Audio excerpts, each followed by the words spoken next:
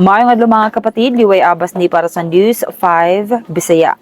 Karon nga naaresto na ang pogante nga si Zaldico. Unsa nakaha ang mahitabo ang sunod nga lakang ani.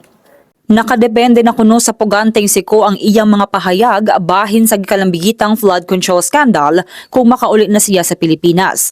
Sumala ni Interior Secretary John Vic Rimulya, wala na sila makahibalo kung unsa ang mga isulti pa niko. Pero ang importante, under oath siya sa Sandigan Bayan ug liable siya sa perjury kung mamakak siya. Litison sad siya og hatagan pa og higayon nga depensahan ang iyang kaugalingon. Mao sa lamang kanitong balita, magpadayon na sa pagbantay sa social media pages sa News 5 para sa mga balita ug update. Amping tang tanan.